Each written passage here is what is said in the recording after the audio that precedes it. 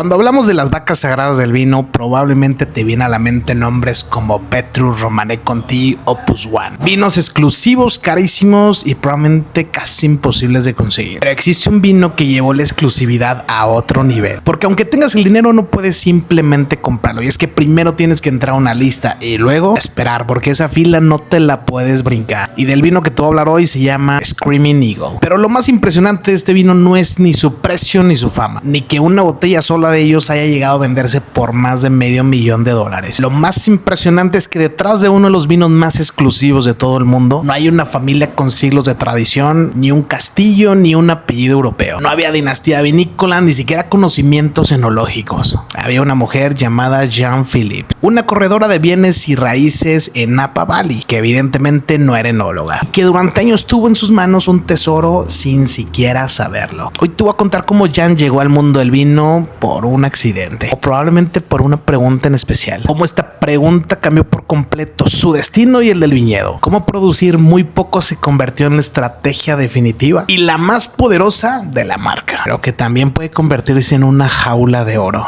Y de eso casi nunca te hablan. Esta es la historia de Screaming Eagle. En 1986, Jean-Philippe compró una propiedad en Oakville, una de las zonas más importantes de Napa Valley. Eran 57 hectáreas. El lugar ya tenía viñedos, pero Jean, la verdad es que no le interesaba producirlos y toda la uva que tenía se dedicó a venderla. Cada cosecha que salía de su tierra terminaba contando la historia de alguien más. Y hay algo profundamente simbólico en esto, y es que a veces uno tiene algo valiosísimo en su vida. Como todavía no sabemos reconocerlos, lo entregamos, lo vendemos, lo regalamos. Jean tenía tierra, tenía uva, tenía ubicación, pero todavía no tenía ninguna marca. Todavía no tenía una voz y mucho menos tenía a Screaming Eagle. Hasta que alguien le hizo la pregunta correcta. Una de esas preguntas que parecen pequeñas, pero que pueden partir una vida en dos. Y si en lugar de vender las uvas te dedicas a hacer tu propio vino. Jean buscó consejo, habló con gente que trabajaba en Robert Mondavi y después contactó a alguien en particular, Richard Peterson. Y ahí es donde Richard le presentó a su hija, Heidi Peterson Barrett. En ese momento Heidi no era la leyenda que hoy es en día. No era la gran Heidi Barrett. Era simplemente una joven enóloga con talento y con una intuición extraordinaria para el Cabernet de Napa Valley. Y esta alianza cambió todo, porque Jean tenía el terreno, pero Heidi tenía la mano. Y entre las dos empezaron a construir algo que nunca se imaginarían que llegaría a ser. La primera añada comercial de Screaming Eagle fue en 1992. Y aquí viene lo importante, y es que no hicieron miles de cajas, no hicieron decenas de miles de botellas. Hicieron alrededor de 175 cajas, que estamos hablando de un poquito más de 2,000 botellas. Prácticamente en la industria del vino, nada. Esto era casi un susurro para la industria del vino que una vinícola hiciera apenas 2,000 botellas. Una producción tan pequeña que parecía destinada a desaparecer. Pero a veces lo que nace pequeño, si se hace de manera extraordinaria, no desaparece y se vuelve una leyenda. La botella salió al mundo y aquí vino otro momento crucial en la historia de Screaming Eagle, y es que esa botella llegó a manos de Robert Parker. Y es que Parker no era cualquier crítico. En los años 90, una crítica de Robert Parker podía desaparecer o levantar una bodega. Y así Robert Parker probó la primera añada de Screaming Eagle y le dio nada más y nada menos que 99 puntos. Una de las calificaciones de la cual son contadas las bodegas en todo el mundo con cientos de años de producción que apenas si pueden conseguir. 99 puntos a una bodega recién nacida, 99 puntos a una bodega que acaba de hacer su primera añada, a un viñedo que no venía respaldado por siglos de historia. Y entonces pasó algo que en el vino ocurre muy pocas veces, y es que la historia se aceleró. De pronto todos querían una botella de Screaming Eagle, coleccionistas, restaurantes, inversionistas, amantes del Cabernet, gente que quizá nunca había escuchado el nombre, pero que ahora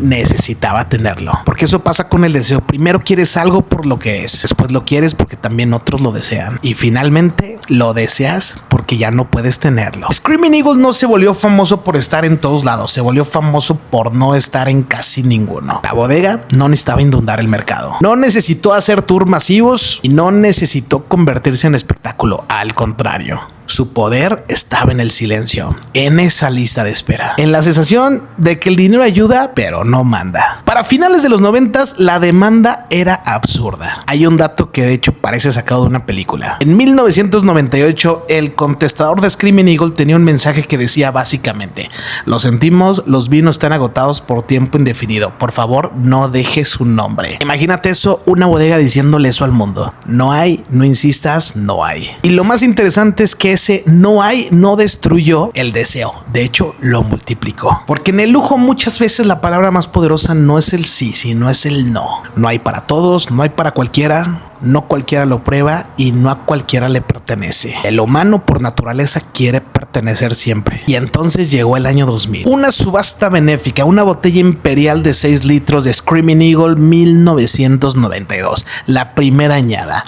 El inicio del mito, el símbolo perfecto del nuevo poder en Napa. El martillo cae, $500,000, $500,000 por una botella de vino, y no por una botella centenaria de Burdeos, no por una reliquia europea, no por una botella servida a reyes, por un Cabernet de Napa de apenas 8 años. Ese día el mundo entero entendió algo. Estados Unidos ya no solamente hacía vinos buenos, ya podía meterse a la categoría de leyendas. Pero esta historia no termina ahí, porque cuando todos hablaban de Screaming Eagle, hablan del precio, de la lista, del récord, del lujo, pero casi nadie habla del peso de cargar con una leyenda. Porque imagina ser Jean-Philippe. Imagínate que cada cosecha tienes que justificar el mito. Imagínate decirle no a miles de personas todos los días. Imagínate tener una bodega que todos quieren, pero que no puedes simplemente hacerla crecer porque destruirías lo que inicialmente la hizo nacer. Y es que ese era el dilema. Se produce más para ganar más dinero, pero quizás pierdes toda la exclusividad que ya creaste. Si abres la puerta, vendes más botellas, pero quitas el deseo. Si haces el vino más accesible, dejas de ser Screaming Eagle. Y ahí está la contradicción de las marcas verdaderamente exclusivas. El mismo muro que las protege también las encierra. Y es ahí cuando dicen que vives en una jaula de oro. Y en 2006 pasó lo que muchos nos imaginamos. Jean-Philippe vendió Screaming Eagle. Se reportó que recibió una oferta imposible de rechazar. Y quizás eso también nos dice algo. Porque a veces crear algo extraordinario no significa quedártelo para siempre. A veces significa saber cuándo soltarlo. Saber cuándo una historia empieza contigo y ya pesa más que tú y es necesario que te hagas a un lado. Screaming Eagle siguió, cambió de manos, cambió de dueños, nuevas inversiones, nuevas decisiones, pero el mito permaneció. Porque el mito nunca fue solamente la botella, fue la combinación perfecta de tierra, crítica, escasez y silencio. Y creo que aquí está la verdadera lección. Jean-Philippe pudo haber seguido vendiendo uvas, pudo haber dejado que otros embotellaran la historia de sus tierras, pudo haber pensado: yo no soy un enóloga, yo no sé lo suficiente y este mundo